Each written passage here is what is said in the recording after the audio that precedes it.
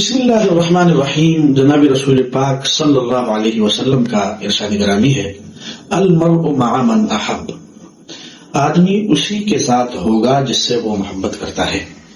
حضرت ابو موسیٰ اشعری رضی اللہ عنہ کی ایک اور روایت اس سے ملتی جلتی ہے،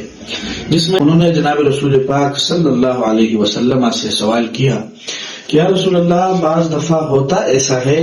کہ لوگ کسی کے ساتھ محبت تو کرتے ہیں لیکن ان جیسے اعمال نہیں کرتے۔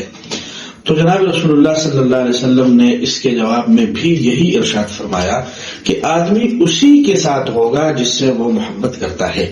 یعنی انسانوں میں سے نیک لوگوں کے ساتھ محبت کرنے سے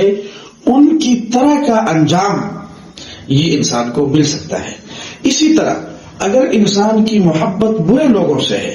تو ممکن ہے کہ اس کا انجام بھی نعوذ باللہ برا ہو۔ ہمارے نوجوان ساتھی، ہمارے نوجوان جو اسٹوڈنٹس ہیں، وہ زیادہ تر اپنے آئیڈیل آج کل کے جو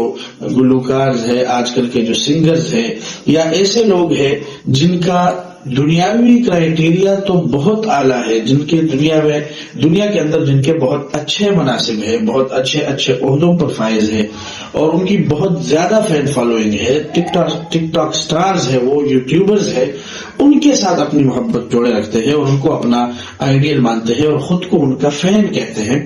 تو وہ یہ بات سمجھ رہے کہ جناب رسول اللہ صلی اللہ علیہ وسلم نے یہ بات ارشاد فرمائی ہے کہ قیامت کے دن اسی کے ساتھ انسان کو اٹھایا جائے گا جس سے وہ محبت کرے گا، یعنی نیک لوگوں کے ساتھ محبت کرنے والے، نیک لوگوں کے ساتھ پیار کرنے والے،